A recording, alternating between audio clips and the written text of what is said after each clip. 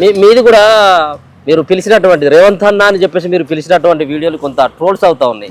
So Revanth అన్న government కూలిపోయేటువంటి ప్రమాదం ఉన్నది అతి తొందరలోనే అన్నటువంటి వ్యాఖ్యలు కూడా కేసీఆర్ చేయడం జరిగింది. ఓకే, మీ రేవంత్ అన్న ప్రభుత్వం పైన మీ ఒపీనియన్ ఏంటి?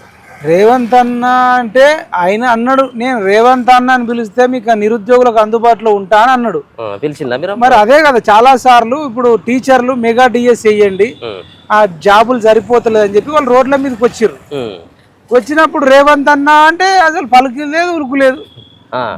డిఎస్సి పోస్ట్ పోన్ చేయి రేవంత్ అన్న అంటే అలుకు లేదు, పలుకు లేదు. గ్రూప్ 1 లో మరి జీవో 29 ఎందుకు తీసుకొచ్చిర్రు అన్న అంటే దానికి సప్పులు లేదు.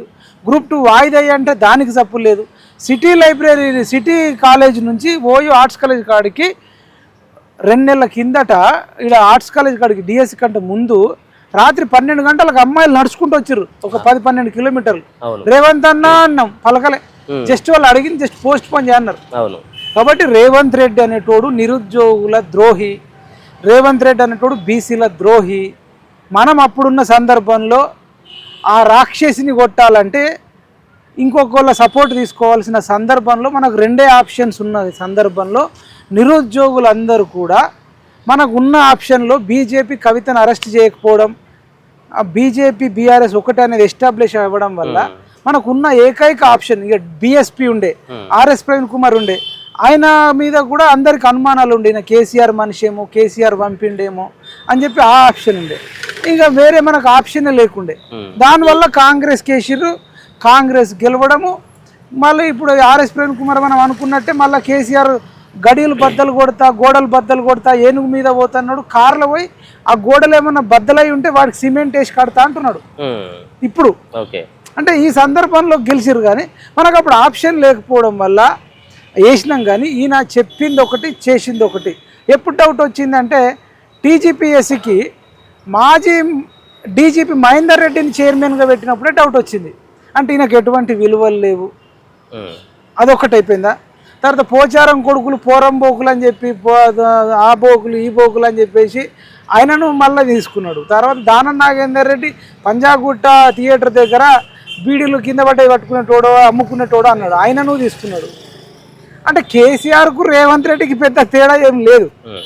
ఇంకొకటి బాధాకరం ఏంటంటే పాపమైన ఇప్పుడు రాజలింగమూర్తి తీసుకుంటే ఆయనకు ప్రాణహాని ఉందని తెలిసి పోలీస్ కంప్లైంట్ ఇచ్చి చెప్పి ఇంత చేసిన తర్వాత కూడా కనీసం ఆయనకు రక్షణ కల్పించలేని ప్రభుత్వం ఉంటేంత ఊడితేంత. నిజంగా రేవంత్ రెడ్డి గారు రిజైన్ చేయాలి సీఎం పదవికి. సరే గవర్నమెంట్ ఉంటుందా పోతుందా, కానీ నైతికంగా బాధ్యత వహించి గతంలో ఒక ట్రైన్ యాక్సిడెంట్ చిన్నగా అయినందుకు అప్పటి రైల్వే శాఖ మంత్రి రిజైన్ చేసినని ఉన్నది. ఇప్పుడు ఈయనకు లా అండ్ ఆర్డరు కనీసం ఒక కేసీఆర్ మీద ప్రతిపక్ష మాజీ ముఖ్యమంత్రి ప్రధాన ప్రతిపక్ష నాయకుడి మీద మేడిగడ్డ మీద హైకోర్టులో కేసేసిన ఒక గొప్ప ఉదన్న ఒక పేరున్న వ్యక్తికి కనీసం నువ్వు సెక్యూరిటీ కల్పించలేవు. ఇప్పుడు ఆయన వెనకాల ఒక సెక్యూరిటీ ఉండి గన్మెన్లు ఆళ్ళు ఉంటే వాళ్ళు వచ్చి నరికేటోళ్ళ వాళ్ళని తీసి కాల్ చేస్తే అటు అవతల పోయేటోళ్ళు. సెక్యూరిటీ లేదు అంటే ఫెయిల్ అయినట్టే కదా. హోంశాఖ మంత్రి ఆయన దగ్గర ఉంది, విద్యాశాఖ మంత్రి ఆయన దగ్గర ఉంది, ఇంకో 4 ఎస్సీ శాఖ మంత్రి, గిరిజన శాఖ మంత్రి, ఇవన్నీ శాఖలన్నీ ఆయన దగ్గరనే పెట్టుకొని ఏం చేస్తున్నట్టు అండి. కనీసం స్పందన లేదు ఇప్పటిదాకా, దాన్ని ఖండించలేదు, మన్ను లేదు, మశానం లేదు. రేపు చక్రధర్ గౌడ్ మీద కూడా ప్రాణహాని ఉందని చెప్పేసి ఆయన కూడా అంటున్నాడు. హరీష్ రావు ఉన్నాడు. ఇప్పుడు హరీష్ రావు మరి రాజలింగమూర్తిని కూడా ఈయన స్కెచ్ ఉంది, హస్తం ఉంది, ఆయన చాలా ఆయన అనుకుంటే నయీం కంటే డేంజరు అని అంటారు. ఇప్పుడు ఈ చక్రధర్ గౌడ్ని చంపినా కూడా ఆయన సెక్యూరిటీ ఇచ్చాడా?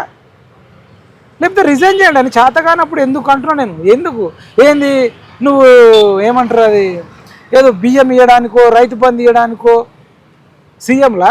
అసలు సీఎంలు ఎందుకండి? గొర్రెలు ఇవ్వడానికి, బర్రెలు ఇవ్వడానికి, పెన్షన్ ఇవ్వడానికి, బీర్లు అందుబాటులో పెట్టడానికి ఇదా సీఎం చేసే పని? అసలు ప్రభుత్వాలు చేసే పని ఇదా? మినిమము ఒక అవినీతికి దుర్మార్గులకు కొట్లాడేటోడికి రక్షణ కల్పించినప్పుడు ఆ పదవులు ఏంటండి, చట్టంలో అనేక మార్పులు తీసుకురావాలి. చంపినోడికి అసలు భయమే లేదండి. చంపినా నువ్వు 6 నెలల్లో బయటకు వస్తావు అనేది ఎస్టాబ్లిష్ అయింది. దానివల్ల ఎవడు పడితే వాడిని పడితే చంపుతున్నారు, చంపిస్తున్నారు.